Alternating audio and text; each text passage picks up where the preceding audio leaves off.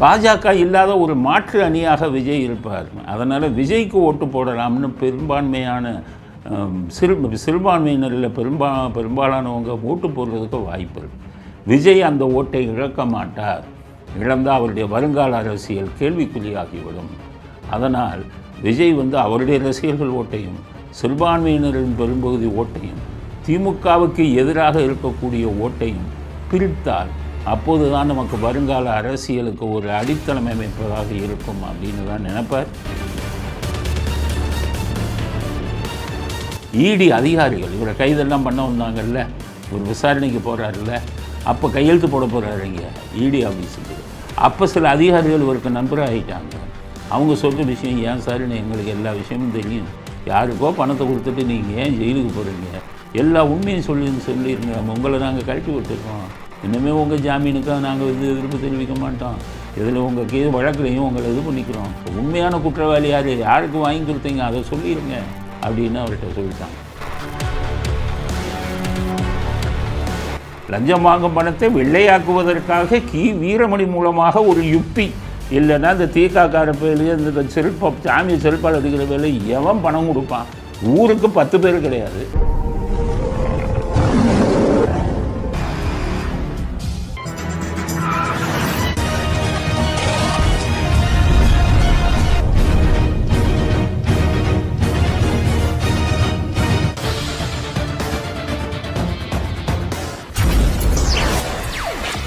வணக்கம்.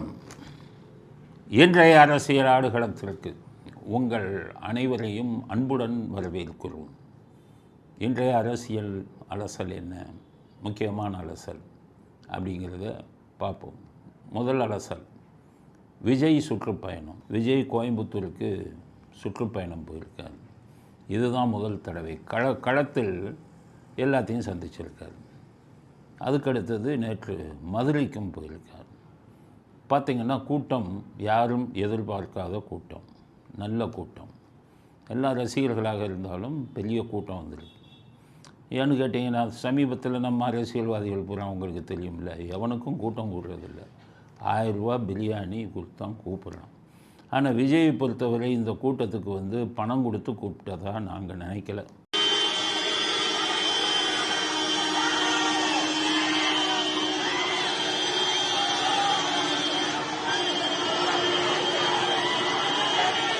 இந்த விஜய்க்கு வந்த கூட்டம் இயற்கையாக வந்த கூட்டம் தான்.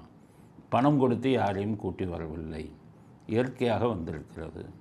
அவருடைய ரசிகர்கள் எல்லாம் வந்திருக்காங்க. ஆனால் லட்சக்கணக்கான கூட்டம் கூடியிருக்கு. ஆனால் இந்த லட்சக்கணக்கான கூட்டத்தை வச்சு விஜய் ஆட்சியை பிடிப்பாரா அப்படின்னு நம்ம சொல்ல முடியாது. ஏன்னு கேட்டிங்கன்னா ஆட்சியை பிடிக்கிறது வேறு, கூட்டம் வர்றது வேறு. அவருடைய ரசிகர்கள் எல்லாம் ரொம்ப ஆர்வமாக இருக்காங்க. இந்த ரசிகர்கள் எல்லாம் எந்த அளவிற்கு தங்கள் வீட்டில் உள்ள பெற்றோர்களை திருப்திப்படுத்தி விஜய்க்கு ஓட்டு போட வைப்பார்கள் அப்படிங்கிறது ஒரு பெரிய கேள்விக்குறி. இந்த பசங்க சொன்னால் அவங்க பெற்றோர்கள் கேட்பாங்களா, கேட்டுட்டு விஜயை நம்பி ஓட்டு போடுவாங்களாங்கிறது இப்போ சொல்ல முடியாது. அதனால் வெறும் கூட்டம் 5 லட்சம் பேர் வந்துட்டாங்கன்ன உடனே அது மிகப்பெரிய அவர்கள் ஆட்சியை பிடித்து விடுவார்கள் அப்படின்னு சொல்ல முடியாது. ஏன்னு கேட்டிங்கன்னா தமிழ்நாட்டில் ஆட்சியை பிடிக்கணும்னா 118 எம்எல்ஏ தொகுதி ஜெயிக்கணும். 118 எம்எல்ஏ தொகுதினா ஒவ்வொரு எம்எல்ஏ தொகுதியிலையும் 60,000 70,000 ஓட்டு வாங்கினா தான் ஜெயிக்க முடியும். அந்த அளவிற்கு விஜய் கணிசமான அளவு எல்லா தொகுதிகளிலும் 118 மெஜாரிட்டி தொகுதிகளில் வாங்குவாராங்கிறது இப்போ சொல்ல முடியாது. அதனால் வெறும் 5 லட்சம் பேர் கூட்டிட்டாங்க அப்படிங்கிறதுக்கு வச்சு அவருக்கு கூட்டம் நிறையா வந்துருச்சு, அவர் ஆட்சியை பிடிப்பாரா அப்படிங்கிறதெல்லாம் இப்போதைக்கு சொல்ல முடியாது. இந்த கூட்டத்தை வைத்து அவர் ஆட்சியை பிடிப்பார்னு சொல்ல முடியாது. எங்களுடைய கணிப்பு 10 to 15%, ஒரு 10% விஜயகாந்த் வாங்கின மாதிரி, இல்லை ஒரு 15%, 10 to 15% வாங்கினாலே அது அதிகம் அப்படிங்கிறது தான் என்னுடைய கணிப்பு. 10%. மற்றவர்களெல்லாம் சொல்கிறத பார்த்திங்கன்னா சரி கூட கொஞ்சம் வச்சாலுமே 10 to 15% வந்தாலுமே அது ஆட்சி அமைப்பதற்கு தேவையான அளவுக்கு மெஜாரிட்டி அந்த 10-15% கொண்டு வர முடியாது. இதுக்கிடையில் அது டிஎம்கேலேருந்து ரொம்ப தொந்தரவு கொடுக்குறாங்கன்னு நினைக்கிறேன். அதனால் நான் எந்த அளவுக்கும் போவேன், திமுகவை தோற்கடிப்பதற்காக நான் எந்த அளவுக்கும் போவேன் அப்படிங்கிற மாதிரி சொல்கிறார் விஜய். இதிலிருந்து எல்லாம் என்ன சொல்கிறாங்கன்னா, இவர் போய் என்டிஏ கூட்டணியில் விஜய் சேர்ந்து விடுவாரோ அப்படிங்கிற ஒரு சந்தேகம் எல்லாருக்கும் வருது. ஏன்னா அப்படி தான் சொல்கிறார், திமுகவை தோற்கடிக்க எதை வேண்டுமானாலும் செய்வேன் அப்படின்னு சொல்கிறார். அதனால் எல்லாம் இதை வச்சுக்கிட்டு என்ன சொல்கிறாங்க, அவர் என்டிஏ கூட்டணியில் போய் சேர்வார் அப்படின்னு சொல்லி நிறைய அரசியல் விமர்சகர்கள் பேசுகிறாங்க. இப்போ நயினார் நாகேந்திரனே அதை சொல்லியிருக்காரு, பாஜக தலைவர் நயினார் நாகேந்திரனே அதை சொல்லியிருக்காரு. என்னென்னா என்டிஏ கூட்டணிக்கு விஜய் வருவாரா அப்படின்னு கேட்டதுக்கு அடுத்த வருடம் இது பற்றி தெரியும் அப்படின்னு, அடுத்த வருடம் முடிவு செய்யப்படும் அப்படின்னு சொல்கிறார். அப்படின்னு சொல்கிறான். என்ன அர்த்தம்? அப்போ அதிமுக, பாஜக, விஜய், இந்த பாட்டாளி மக்கள் கட்சி இதெல்லாம் சேர்ந்ததுன்னா மிகப்பெரிய கூட்டணி ஆயிரும். ஆனால் அதற்கு வாய்ப்பு இருக்கான்னா என்னை பொறுத்தவரை அதற்கான வாய்ப்பு இல்லை. தமிழ்நாட்டில் மும்முனை போட்டி தான் வரும். என்டிஏ கூட்டணி ஒன்று, திமுக கூட்டணி ஒன்று, விஜய் கூட்டணி ஒன்று, அப்படி தான் வரும். ஏன்னு கேட்டிங்கன்னா விஜய்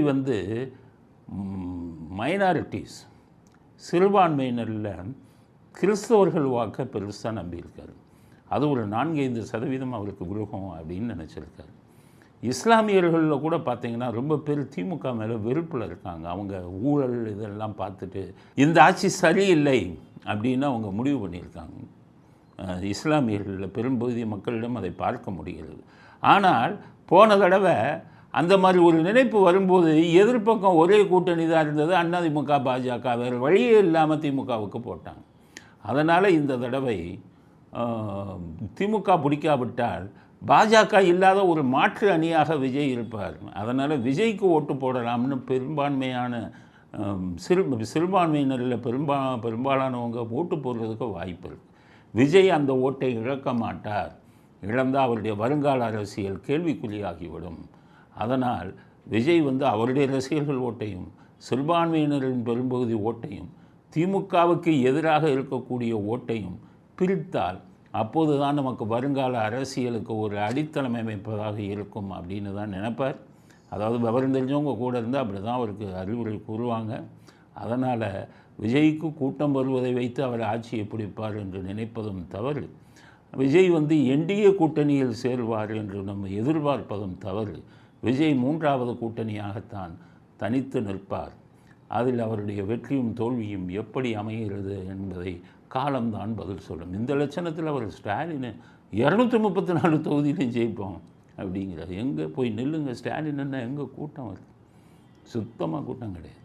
அப்புறம் எந்த நம்பிக்கையில் சொல்கிறாரு? 4000 கொடுக்கலாங்கிற நம்பிக்கையில் சொல்கிறாருன்னு நினைக்கிறேன். மக்கள் மிகப்பெரிய வெறுப்பில் இருக்கிறார்கள் ஸ்டாலின் மீது.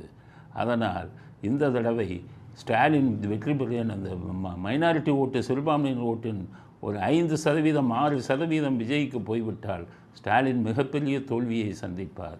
234 தொகுதி என்பதெல்லாம் பகற்கனவு அப்படிங்கிறது தான் விஜய் சம்பந்தமான நம்முடைய கருத்து.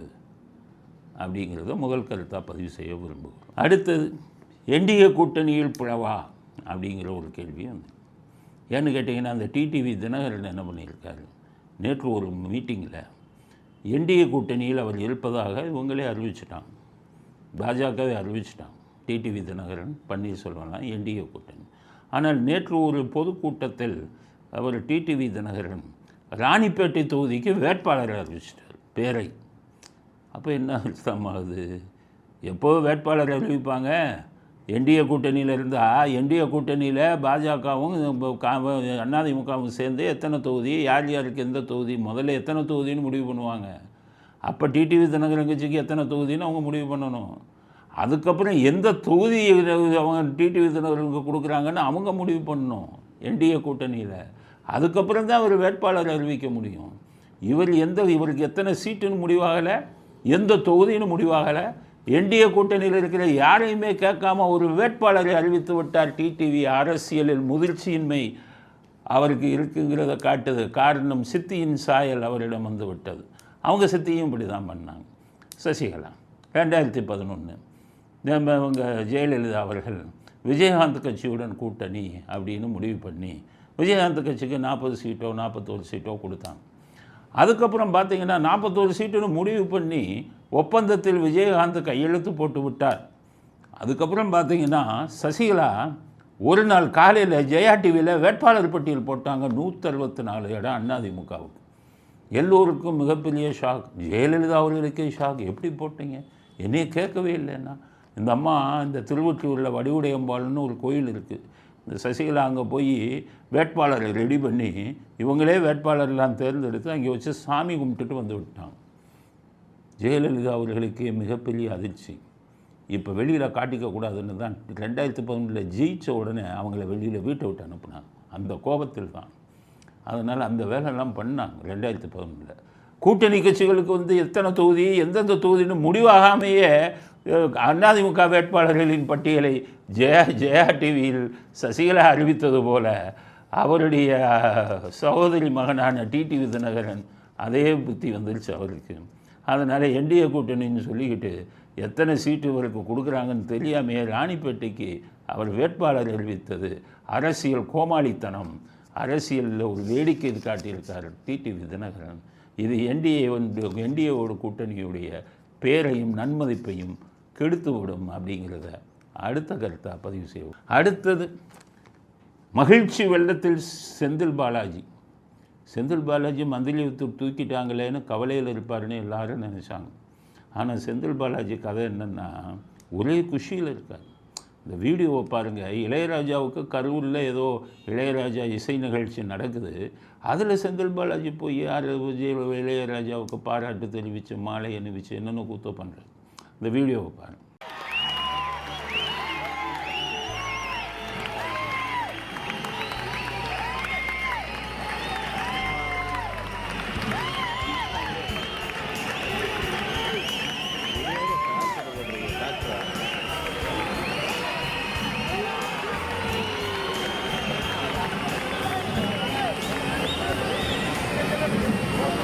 ஆக அமைச்சர் பதவி போயிடுச்சுங்கிற கவலையில் இருக்கிற மாதிரியா தெரியுது. கவலையாவது மண்ணாங்கட்டியாவது அவர் ரொம்ப மகிழ்ச்சியாக இருக்கார். டாஸ்மாக் வழக்கு ரொம்ப தீவிரமாயிடுச்சு. 1000 கோடி தீவிரமானவனே இவர் பயந்துட்டார். எந்த நேரத்திலும் மறுபடியும் கைது பண்ணுவாங்க. அதனால் டாஸ்மாகை விட்டு எவ்வளோ சீக்கிரம் ஓட்டணுமோ அவ்வளோ சீக்கிரம் ஓடிடணும்னு சொல்லி இவருக்கு தெரிந்த இடி அதிகாரிகள் இவரை கைதெல்லாம் பண்ண வந்தாங்கல்ல, ஒரு விசாரணைக்கு போகிறாருல்ல, அப்போ கையெழுத்து போட போகிறாரு இங்கே இடி ஆஃபீஸுக்கு. அப்போ சில அதிகாரிகள் இவருக்கு நண்பராக ஆகிட்டாங்க. அவங்க சொல்கிற விஷயம் ஏன் சார்னு எங்களுக்கு எல்லா விஷயமும் தெரியும். யாருக்கோ பணத்தை கொடுத்துட்டு நீங்கள் ஏன் ஜெயிலுக்கு போகிறீங்க, எல்லா உண்மையும் சொல்லிடுங்க, உங்களை நாங்கள் கழட்டி விட்டுடுறோம், இனிமேல் உங்கள் ஜாமீனுக்காக நாங்கள் எதிர்ப்பு தெரிவிக்க மாட்டோம், இதில் உங்கள் வழக்குலையும் உங்களை இது பண்ணிக்கிறோம், உண்மையான குற்றவாளி யாருக்கு வாங்கி கொடுத்தீங்க அதை சொல்லிடுங்க அப்படின்னு அவர்கிட்ட சொல்லிட்டாங்க. அப்போவே முடிவு பண்ணிட்டாரு, இப்போ நம்ம மந்திரி பதவி போனால் நல்லது, இருந்தால் நம்மளை ஈடி இன்னும் தோண்டுவாங்க அப்படின்னு முடிவு பண்ணிட்டு தான் ஸ்டாலின்ட்டு என்னை மந்திரி விட்டு எடுத்துருங்க அப்படின்னு சொல்லி அவரே சொன்னார். சொன்ன உடனே ஸ்டாலினே எடுத்துட்டார். இப்போ ஸ்டாலினுக்கு பயத்தில் இருக்கார். மந்திரி பதவி விட்டு எடுத்துகிட்டு இருந்தாலும் என்ன பண்ணுறாரோ எதுவும் அப்படின்ட்டு உளவுத்துறையை கூப்பிட்டு செந்தில் பாலாஜியை கண்காணிங்க, யாரோட தொடர்பு வச்சுருக்காரு அப்படின்னு. ஏன்னா அவருக்கு என்னென்னா அப்பா தம்பிக்கே ஒரு 300 கோடியில் வீடு இருக்குது. இதுவரை கொள்ளையடித்த பணம் கோடியாக இருக்குது செந்தில் பாலாஜிக்கு. இனி மந்திரியே தேவையில்லை, ஒரு எம்எல்ஏவாக இருந்துட்டு இப்போ வச்ச பணத்தை சம்பாதிச்சுட்டு செட்டில் ஆகிடலாம். திமுகவில் இருக்கிற பல மந்திரிகளும் இந்த மூடுக்கு வந்துட்டாங்க. கேனருவெல்லாம் மூடுக்கு வந்துட்டாங்க. சம்பாதிச்சது போதும், காவேரி ஆஸ்பத்திரியில் ஊருக்கு வச்சுட்டோம், இதை வச்சுக்கிட்டு சம்பாதிச்சுக்கிட்டு இருந்தால் போதும். பேருக்கு ஒரு கறவை மாடுன்னு ஒரு 50 மாடை திருச்சியில் வச்சுக்கிட்டு ஊரை ஏமாற்றிக்கிட்டு அவரும் இருக்கார். அதனால் அவரும் வச்சுட்டார். இந்த ஈடி தொல்லை ரொம்ப இருக்குது, நம்ம பேசாமல் அரசியலில் மந்திரியை விட்டு தூக்கிட்டானா எவனும் நம்மளை கண்டுக்க மாட்டான் அப்படின்ட்டு எல்லா மந்திரிகளும் இப்போ பார்த்திங்கன்னா பொன்முடியே சொல்லிட்டாராம், தேவையில்லப்பா நம்ம இந்த மந்திரி பெரிய தலைவலியாக இருக்குது, ஈடி வந்ததுலேருந்து தலைவலியாக இருக்குது, அதனால் மீதி காலத்தை அப்படியே ஓட்டிடுறேன் அப்படின்ட்டாராம். இவரும் துரைமுருகனும் ஆமாப்பா சம்பாதிச்சதை காப்பாற்றினா போதும் அப்படின்னு எல்லா மந்திரிகளும் சீனியர் மந்திரிகளும் முடிவு பண்ணதாக தெரியுது. அது மாதிரி செந்தில் பாலாஜியும் என்ன இது டாஸ்மாகும் வேணாம் மந்திரியும் வேணான்னு முடிவு பண்ணதுனால தான் இவ்வளவு மகிழ்ச்சியாக கரூரில் இது பண்ணியிருக்காங்க நிகழ்ச்சியை. ஆனால் இப்படிப்பட்ட ஊழல் பண்ணால் இளையராஜா ரொம்ப ஆன்மீகத்தில் நம்பிக்கை இருக்கிறவர், இவர் கையால் பரிசு வாங்குறாரு, இவர் கையால் மாலை தான் வாங்குறாரு. ஒரு தெய்வீகத்தில் ஈடுபாடு இருக்கிற நீங்கள் இந்த மாதிரி ஊரை ஏமாற்றி ஊழல் பண்ணவங்க கையில் வெகுமதியோ பரிசோ வாங்குகிறது சரியாக இருக்குமாங்கிறதை இளையராஜா சிந்திக்க வேண்டும் அப்படிங்கிறது தான் அடுத்த கருத்து. அதுக்கடுத்தது 2 வருஷத்துக்கு முன்னாடி வந்த ஒரு வீடியோ இப்போ வைரல் ஆகிடுது. எல்லா இதுலேயும் இன்டர்நெட்டில் பூரா அந்த வீடியோ தான். என்னென்னு கேட்டால் இந்த கி வீரமணி தராசில் உட்காந்துருக்காரு. எல்லா அவங்க தொண்டர்கள் வந்து கட்டுக்கட்டாக பணத்தை இன்னொரு தராசில் வைக்கிறாங்க. இவர் எடைக்கு எடை பணத்தை கொடுக்குறாங்க கட்டுக்கட்டா. இந்த வீடியோவை பாருங்க.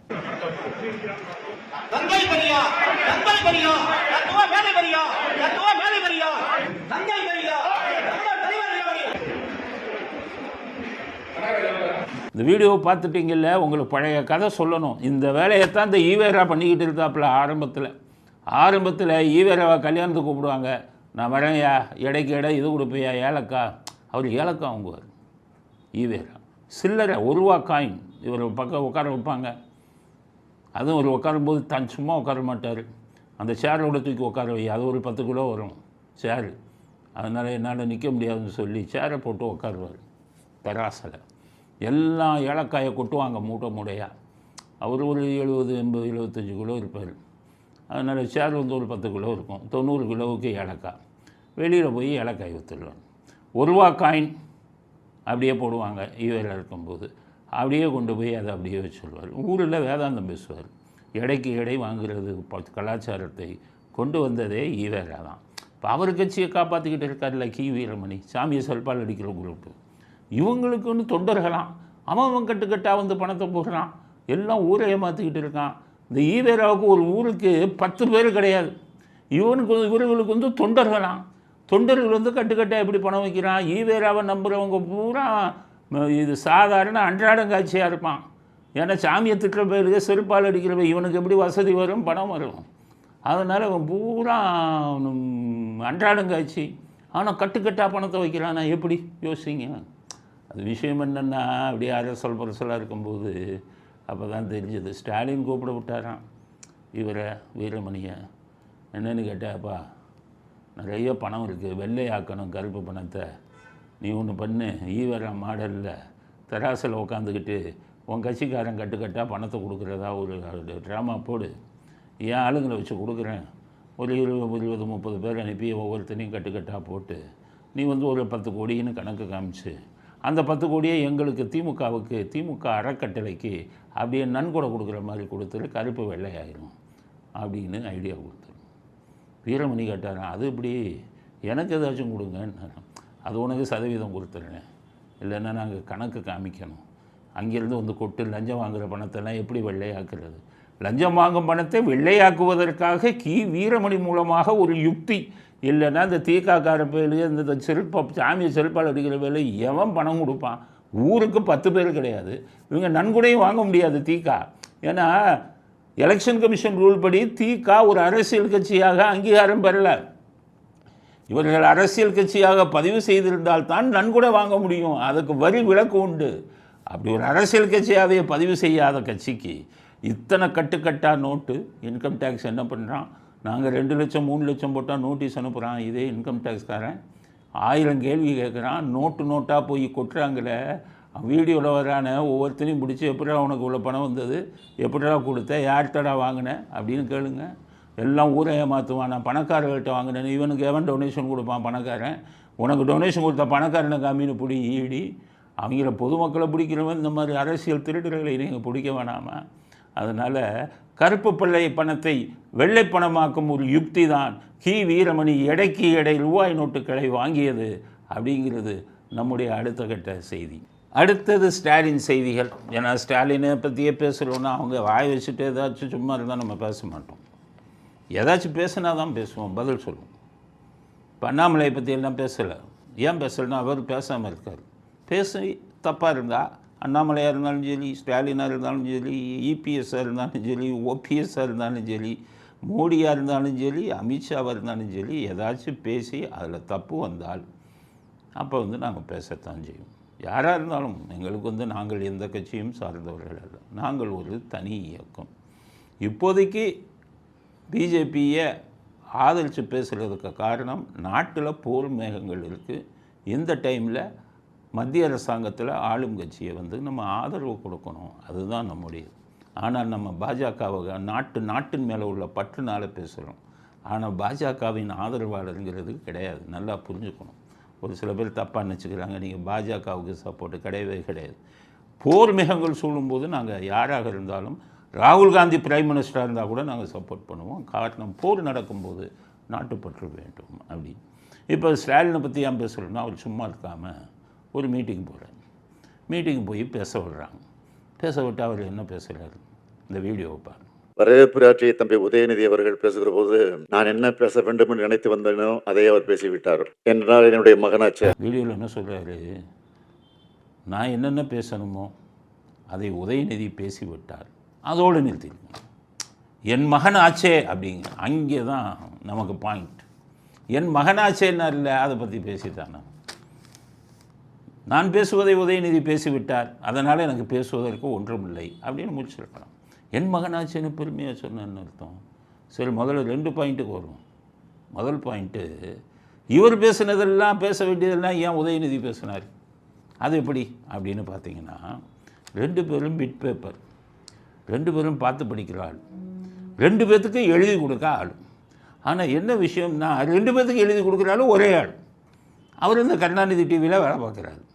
அவர் எப்படின்னு கேட்டிங்கன்னா, ஸ்டாலின் சொல்லுவார், இன்றைக்கி 2 மீட்டிங் போகிறேன் எழுதும்பார், உடனே எழுதிடுவார். எங்கே போகிறாங்க, உதயநிதி வேறு ஒரு மீட்டிங்கு இன்றைக்கி வந்து இதுக்கு போகிறேன், ரோட் ஷோவுக்கு போகிறேன், வேனில் நின்றுட்டே பேச போகிறேன் எழுதுனா அவரே எழுதிடுவார். ஆனால் இந்த தடவை என்ன ஆகிப்போச்சுன்னா, ஸ்டாலினும் உதயநிதி ஒரே விழாவுக்கு போகிறாங்க. அவர் பாவம் அந்த எழுதுகிற ஆள்கிட்ட 2 பேரும் போகிறோம், 2 பேருக்கு எழுதுன்னா அந்த ஆள் தலையில் கை வச்சுட்டான். அந்த ஆளுக்கு மூளை அவ்வளோதானே, 2 பேர்த்துக்கும் எழுதணுமே, ஒரே விழாவில் ஒரே சப்ஜெக்டில். அந்த ஆளுக்கு ஒன்றும் புரியலை. பணம் கொடுப்பாங்கல்ல, ஐடியா என்ன பண்ணிட்டாரு, ஸ்டாலினுக்கு எழுதுனதையே அப்படியே உதயநிதிக்கு எழுதி கொடுத்துட்டார், ஜெராக்ஸ் காப்பி. ஸ்டாலினுக்கு இது தெரியாது. உதயநிதி முன்னாடி பேசினா ஸ்டாலின் அவர் பிட் பேப்பரை பார்க்குறாரு, அப்படியே ஜெராக்ஸ் காப்பி எடுத்து கொடுத்துருக்கான் அந்த ஆள். அதனால் பேச தெரியாமல் வந்து அங்கே என் மகன் பேசிட்டான், பிட்டு பேப்பரில் வேறு எங்கே இருக்க போகுது, ஜெராக்ஸ் காப்பி எடுத்து கொடுத்துட்டானே அந்த ஆள், பழி வாங்கிட்டானே, போய் திட்டிருப்பார், டே அந்த பையனுக்கு எழுதி கொடுத்தது எனக்கு எழுதி கொடுத்துட்டே அப்படி. அதனால தான் அந்த பிரச்சனை. அவர் பேசினதையே பேசிட்டு அதுக்கப்புறம் என் மகனாச்சேங்கிறார். கரெக்ட், உங்கள் மகன்தான் உதயநிதி, உங்கள் மகங்கிறத நிறைய விஷயத்தில் ப்ரூவ் பண்ணிட்டார், நிரூபிச்சிட்டார். 1976 காலேஜ் எல்லாம் படிக்கும்போது நீங்கள் என்னென்ன லீலைகள் பண்ணீங்களோ, உங்கள் பையனாச்சே அந்த லீலையை பூரா இப்போ சினிமா உலகத்தில் இருந்துக்கிட்டு, சினிமா துறையில் இருந்துட்டு உங்கள் பையன் பண்ணுறாரு. என்ன அப்போ நீங்கள் ஒரு 25, 20, 22, 23 அந்த வேலையை வேகமாக பண்ணீங்க, இவர் 50 வயசாகி அந்த வேலையை வேகமாக பண்ணிக்கிட்டு இருக்கார். அப்போ என் மகனாச்சேன்னு சொல்கிறீங்களே, உண்மையிலே உங்கள் மகனை நிரூபிச்சிட்டார் அந்த விஷயத்தில். ஆனால் ஊழல் பண்ணுறதுல அப்பனை மிஞ்சிய மகனாகிட்டார். நீங்கள்லாம் கிட்டக்க நிற்காது. ஏன்னா பிடிஆர் 30,000 கோடினார் 2 வருஷத்தில். அப்போ உங்களை வச்சுட்டார். நீங்கள் 10 கோடி தானே, அண்ணா நகர் நிமிஷ் மூலமாக வாங்கினது 10 கோடி தானே அப்போ வந்தது. இப்போ ஒரு 30,000 கோடி. அதனால் மற்ற விஷயத்தில் உங்களை மாதிரி இருக்கலாம் உங்கள் பையனா, ஆனால் ஊழல் செய்கிறதுல அவர் தாத்தா மாதிரி, தாத்தாவுக்கு ஏற்ற பேரன் அப்படின்னு தான் சொல்லணும். அதனால் மற்ற விஷயங்களில் உங்கள் பையன் என்று நிரூபித்தாலும் ஊழல் விஷயத்தில் தாத்தாவின் பேரன் என்பதைத்தான் உதயநிதி நிரூபிச்சிருக்கார். திருக்குறளில் வள்ளுவர் சொல்வார், ஈன்ற பொழுதின் பெரிதுவக்கும் தன் மகனை சான்றோன் என கேட்ட தாய் என்று கேட்ட தாய். அதாவது வள்ளுவர் சொல்கிறது என்னென்னா, தன் மகனை சான்றோன் அப்படின்னா கற்றறிந்த நல்ல மனிதன் அப்படின்னு கேட்கும்போது அந்த தாய்க்கு வந்து அந்த மகனை பெற்கும்போது, அந்த மகன் பிறக்கும்போது இருந்த மகிழ்ச்சியை விட ஆயிரக்கணக்கான மடங்கு மகிழ்ச்சி அடைவாள். எப்போ தன் மகனை சான்றோன் என கேட்டதாய், நன்கு படித்த நல்ல மனிதன் அப்படின்னு பேர் வாங்கினா அப்போ தான் தாய்க்கு பெருமை. அதனால் நீங்கள் எப்போ என் மகன்னு பெருமைப்பட்டுக்கணும், உங்கள் பையன் ஒரு சான்றோனா, நல்ல மனிதரா, இது நல்ல இதயம் உள்ளவரா, தப்பு செய்யாதவராக இருந்தால் நீங்கள் பெருமைப்படுத்திக்கலாம். அவர் பண்ணுற தப்புக்கு என் மகனை சொன்னீங்கன்னா என்ன அர்த்தம் இது? அதனால் வள்ளுவர் குறளை படிங்க. அதுக்கப்புறம் உங்கள் உதயநிதி என் மகன்னு சொல்லலாமா, என் மகனாச்சேன்னு சொல்லலாமா என்பதை ஸ்டாலின் முடிவு செய்யட்டும் அப்படிங்கிறது அடுத்த கருத்து. அடுத்தது, என்றைக்கு திமுககாரன் வந்தானோ வந்த உடனே முதல்ல கல்வியில் தான் கை வைப்பான். தான் முட்டாளுங்கிறதுனால படிக்கிறவனை பூரா முட்டாளாக்கணும். அதுதான் உங்களுக்கு தெரியும். புதிய கல்விக் கொள்கையோ கொண்டு வர மாட்டேன், நம்ம மட்டும் முட்டாளாக இருக்கோம், வர்ற பையன் எல்லாம் அறிவாளியாக இருக்கணுமா அப்படின்னு புதிய கல்விக் கொள்கையை ஏற்றுக்க மாட்டேன்ட்டு. இப்போ 5ஆம் கிளாஸு 8ஆம் கிளாஸு எல்லாத்துலேயுமே ஃபெயிலே கிடையாது. 8ஆம் கிளாஸ் வரை ஃபெயிலு கிடையாது. நீ பரீட்சை எழுதுனாலும் பாஸ், முட்டை வாங்கினாலும் பாஸ், இதுக்கு போகலனாலும் பாஸ்ன்னு கொண்டு வந்தாங்க. அவ்வளோ பெற்றோர்களும் காரி துப்புனாங்க. ஏன்னா அந்த காலத்தில் குருகுல கல்வின்னு இருக்குது. அப்போ இருந்தே நல்லா பரீட்சை எழுதலைன்னா ஃபெயில். நம்மெல்லாம் அப்படி தானே படித்தோம். போய் ரிசல்ட்டை ஆவலோடு பார்ப்போம். 8ஆம் கிளாஸ்லலாம் பாஸாக ஃபெயில் ஆகணும். அதில் 10 பேர் ஃபெயில் ஆகும். மார்க் நல்லா எடுக்கலைன்னா ஃபெயிலு தானே. ஆனால் இந்த திராவிட கூட்டம் என்ன பண்ணுறான், நீ 0 எடுத்தாலும் பாஸ்டான்னு கொண்டு வந்துட்டான். அப்போ இப்போ என்னாச்சு, இது அரசாங்க பள்ளியில் குட்டிச்சோறு ஆக்கணும்ல, ஆக்கிறதுக்கு வச்சுட்டான். அதுக்காகத்தான் இப்போ புதிய கல்விக்குள்ளே வேணாங்கிறான். புதிய கல்விக்குள்ளே வந்து அவரெல்லாம் அறிவாளி ஆயிடுவானே. நம்ம அப்பா சமச்சீர் கல்வியை வச்சு ஊரை குட்டிச்சோறு ஆக்கிக்கிட்டு இருக்கணும்.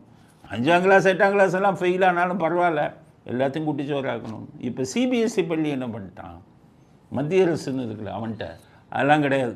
5ஆம் கிளாஸ் ஆனாலும் சரி 8ஆம் கிளாஸ் ஆனாலும் சரி, நல்லா பரீட்சை எழுதலைன்னா ஃபெயிலு, நல்லா பரீட்சை எழுதுனா தான் பாஸ். கரெக்டாக அறிவாளியவன் கொண்டு வரான். இந்த முட்டாளெல்லாம் சேர்ந்துக்கிட்டு எதிர்ப்பு தெரிவிக்கிறேன். நம்ம என்ன தப்பு?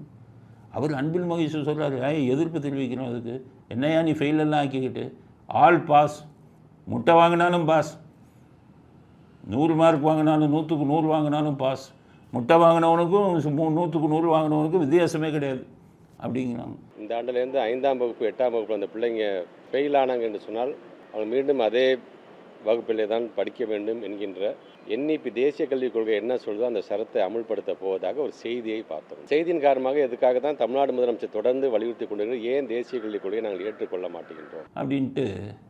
இப்போ சிபிஎஸ்சி வந்து நல்லா எழுதினா தான் பாஸ் இல்லைங்கிறத எதிர்ப்பு தெரிவிக்க திருமாவளவனும் எதிர்ப்பு தெரிவிக்கிறார், இவரும் எதிர்ப்பு தெரிவிக்கிறார்.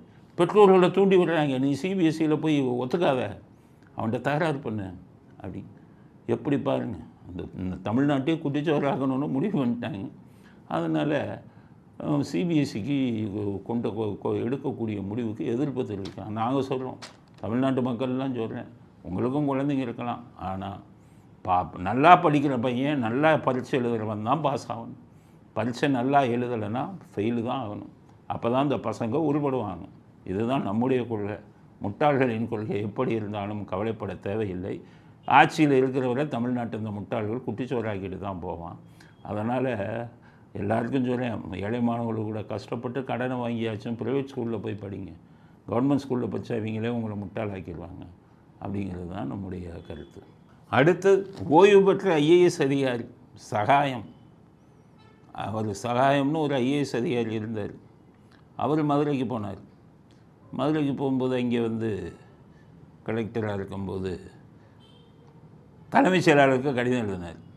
எப்படி எழுதினாருன்னா, கிரனேடில் இங்கே வந்து பயங்கர முறைகேடு நடக்குது, அரசாங்கத்துக்கு கிடைக்க வேண்டிய வருமானம் எல்லாம் லட்சக்கணக்கான கோடி வந்து தனியாக சாப்பிட்டு போகிறான் அப்படின்னு கடிதம் எழுதினார். உடனே உயர்நீதிமன்றம் என்ன பண்ணாங்க, அவரையே உயர் அதிகாரியாக போட்டு கமிஷன் ஒன்று அமைச்சு நீ விசாரித்து சொல்லு அப்படின்னா, 1,00,000 கோடிக்கு மேலே இவங்க அடிச்சுட்டு போகிறான் அரசியல்வாதி, அரசாங்கத்துக்கு கிடைக்க வேண்டிய பணம் இதாகிடுச்சு அப்படின்னு சொல்லி ரிப்போர்ட் கொடுத்துட்டார்.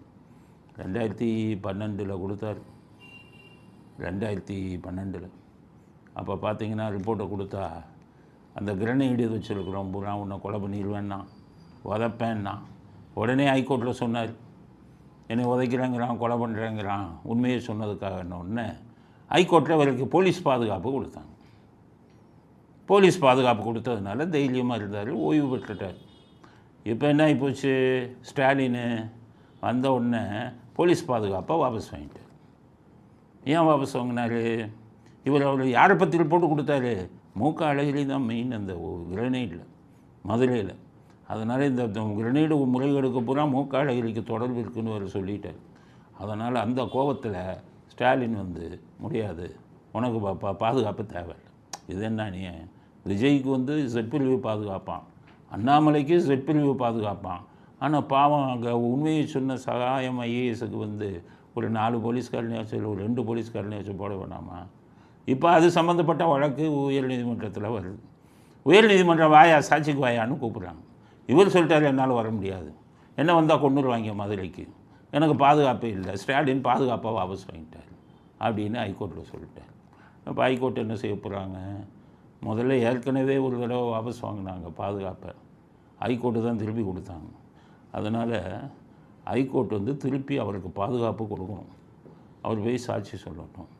உண்மையை சொன்னதுக்காக ஆளை கொண்டுட்டாங்கன்னா என்ன பண்ணுறது? அவர் சொல்லியிருக்காரு, இந்தந்த கோர்ட்டுக்காக சொல்லியிருக்காரு, இந்த கோர்ட்டில் சாட்சியாக போனவனை கொலை பண்ணியிருக்காங்க, இந்த கோர்ட்டில் சாட்சியம் அளிக்க போனவனை கொலை பண்ணியிருக்காங்க, அது மாதிரி என்னையும் கொலை பண்ணிடுவாங்க அப்படின்னு சொல்லியிருக்காரு.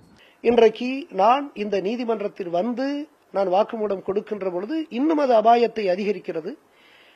இந்த சூழலில் நான் வர முடியாத நிலையில் இருக்கிறேன் என்று நான் ஒரு கடிதத்தை அனுப்பியிருக்கிறேன். அது மட்டுமல்ல, இன்றைக்கு தமிழக சூழல், குறிப்பாக என்னுடைய மாவட்டம் புதுக்கோட்டை மாவட்டம், என்னுடைய சொந்த மாவட்டம், அங்கே ஜகபர் அலி என்கின்ற அந்த சமூக செயல்பாட்டில் மிக கொடூரமாக கொல்லப்பட்டிருக்கிறார். ஒரு மொத்த சிவில் சமூகமே வெட்கி தலைகுனிய கூடிய அளவிற்கு ஒரு சமூக செயற்பாட்டாளர். இன்றைக்கு என்ன நிலைமை இருக்கிறது? அதனால் இது பண்ணதும் இல்லாமல் ஆர்டிக்கல் 226 ஆஃப் தி கான்ஸ்டியூஷன், அதாவது இந்திய அரசியல் சட்டம் ஆர்டிக்கல் 226 படி சகாயம் அவர்கள் மறுபடியும் ஒரு பெட்டிஷன் ஹைகோர்ட்டில் போட்டு எனக்கு கொடுத்த பாதுகாப்பை வாபஸ் வாங்கிட்டாங்க, எனக்கு மீண்டும் பாதுகாப்பை கொடுக்க வேண்டும்னு ஒரு வழக்கு போடணும். போட்டால் உடனடியாக ஹைகோர்ட் வந்து அவருக்கு பாதுகாப்பு கொடுக்கும். இந்த கூட்டம் வந்து உங்களுக்கு பாதுகாப்பு கொடுப்பான்னு நம்பாதீங்க. இல்லைன்னா மதுரை உயர் நீதிமன்றமே சாட்சியம் அளிக்க வர இந்த நேரத்தில் அவருக்கு வந்து நிரந்தரமான போலீஸ் பாதுகாப்பு கொடுக்கணும்னு ஒரு ஆர்டர் போடணும். அப்படிங்கிறது தான் நம்முடைய அடுத்த கட்ட கருத்து. இத்துடன் இன்றைய அரசியல் ஆடுகளம் நிறைவு பெறுகிறது. மீண்டும் நாளை புதிய செய்திகளுடன் உங்களை சந்திக்கிறோம். நன்றி, வணக்கம், ஜெயன்.